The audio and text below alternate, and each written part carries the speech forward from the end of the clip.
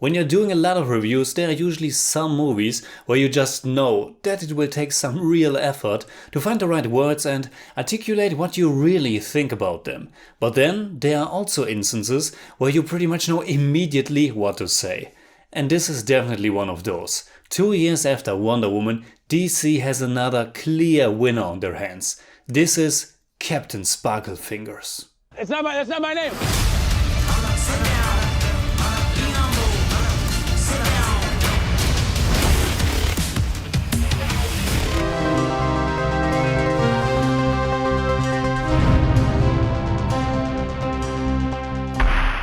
Servus Freunde, my name is Jimmy Cage and Shazam is the newest entry in Warner Bros.' ongoing series of connected, yet not really that connected superhero movies.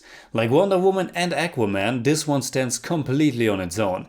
There are some references to other DC heroes, but more so because the notion of becoming a superhero is such an integral part of the story and DNA of this film than it being part of an overarching narrative. Shazam, who was the original Captain Marvel, originated way back in 1939. The character has a long and strange history, including copyright infringement, licensing, cancellation, reimagination, yada yada yada. Not really important for this review. Now he's called Shazam and he's brought to life on the big screen in a fantastic way. The film was directed by David F. Sandberg, who made a name for himself with the 2 horror movies Lights Out and Annabelle Creation. His take on the character, based on a screenplay by Henry Gayden, is funny, heartfelt and even inspirational. Shazam is bringing something to the table that I feel has been missing for quite some time in most modern superhero movies. An honest, genuine feeling of heroism. A notion that only comes to full fruition when you get a character that has a strong theme going for him and also a character that isn't perfect or simply all-powerful. Someone with flaws, someone who's not instantly the best in every situation. And in this case also someone who is really embracing and loving his new powers, but who has to learn to use them for the right reasons. I've said this many times, those aren't rules that each movie has to play by, but Shazam embodies a certain kind of superhero story and idea that's really contagious. It goes back to the root of being a child. It's this wish fulfillment and the fun and joy that comes with the discovery of new abilities and more so to share the experience with a friend. Shazam is the story of young Billy Batson, a foster child who has been on his own for a very long time. One day he's mysteriously transported to this realm called the Rock of Eternity, the lair of a strange wizard by the name of Shazam. That wizard's calling is to find a true champion, a champion with a pure heart, who is worthy of superpowers. But until we get to that point, the film takes a good amount of time to establish Billy, who is played by Asher Angel. We see how he got separated from his mother a long time ago, how he's still trying to get back to her, how he's taken in by a new family, meeting his new foster siblings, first day at a new school and so on. And that whole part is great, because Billy's new family is so charming and inviting, and each member seems like a legit nice and real person, despite depending on some usual archetypes. Everyone will play a part in the film, especially later on, but they cleverly put the focus on the bond between Billy and the superhero nerd Freddy, who is played by IT cast member Jack Dylan Grazer. At first, it's not really a bond, but it quickly grows once Billy got his powers. But to give the audience a first tease and hint at where the journey will go, and also to establish the magical nature of the world we're dealing with here, the film opens up in the past with another young boy and his encounter with the wizard Shazam. It doesn't take a genius to understand that this kid has to be the one who becomes the film's villain. And I have to say that I just love it when a film opens up with a portion of the bad guy's origin story. My favorite one is the opening of Batman Returns, where we see how the Penguin's parents abandon him as a little child, surrendering him to his sad destiny as the ultimate outcast. Shazam's opening also sets the tone for the rest of the film because it's quite harsh and visceral. The way that kid's father and brother are treating him is simply horrible. And I loved how the film goes to those extreme places sometimes.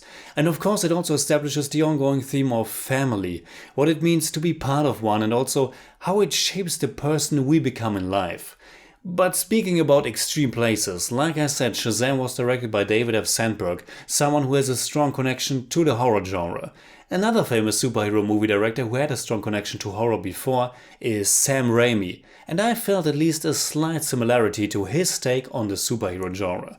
Shazam does a great job combining and juxtaposing a good amount of heart and genuine emotions with a very comical depiction of superheroes and also supervillains. The titular Shazam is this big muscular guy, which isn't anything new. From Batman to superhero or Aquaman, they are all big shredded hunks. But Shazam is more comical, more fantastical about it. It's putting Zachary Levi, who's great in the role, in this shiny red costume with a big glowing lightning on it.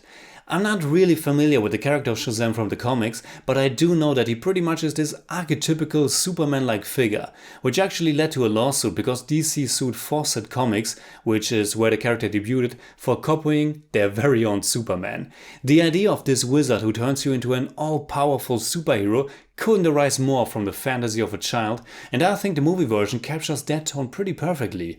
And not just because of the joy and fun that comes with it, and believe me, the film has a lot of fantastic humor in it. It is not the constant laugh fest that I was almost expecting it to be, because there are big chunks that aren't afraid to get kind of sad or genuine exciting, but I found the tone so refreshing because Shazam nails the darker parts as well. Probably most, but let's just say many children like some scary, more gruesome things as well. Monsters, some crudity, or maybe even some violence in the right doses.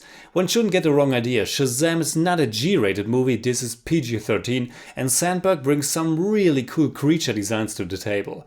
Our hero is straight out of a comic book, and so is the villain and his disgusting, monstrous allies. Mark Strong plays the bad guy and he's accompanied by the 7 deadly sins, which is all coming directly from the source material.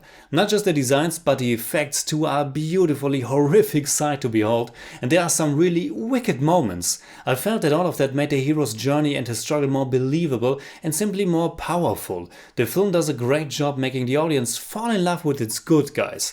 There is a fantastic and very funny montage where Billy and Freddy try to find out what kind of powers Billy has, and thanks to the great direction, the wonderful performances and the high energy, you really connect to it and feel like a kid again. And then the film does a great job in being brutal to its characters. The boy at the beginning is treated like shit by his family, Freddy gets bullied at school. Later on they find themselves in really bad situations, which helps to raise the stakes. Again, the combination of very joyful stuff and some dark, menacing moments is what made the film really click for me. And it also helped a lot that the whole production looks great. I shouldn't compare the two, but after just having seen Dumbo, I felt so let down by all the fake feeling of it. Of course, Shazam has a lot of effects as well, but the world and its characters feel real. There's definitely a lot more to praise, but you get the overall picture. There were two things that could have been handled better, I think. There's one point in the film where Billy and Freddy drift apart, but I didn't feel the conflict was motivated and planted enough. It was a bit abrupt, but then again, children at that age can be that changeable. The other aspect was the complete evilness of our villain.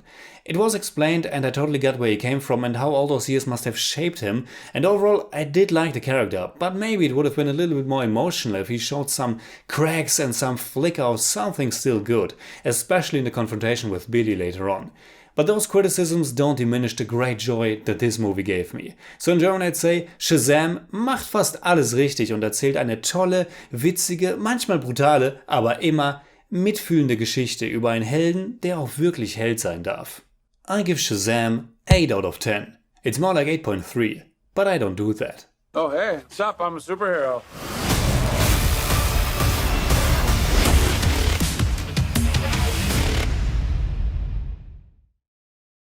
Alright, that's it. Like always, comment below and let me know what you think about Shazam. Also let me know, are you familiar with the character and do you think this is a good adaptation? You can hit me up on Twitter, Facebook and Instagram simply at TheJimmyCage. And if you enjoyed this video, please give me a thumbs up, share, subscribe, whatever you like, and make sure you hit that bell for all I have to tell.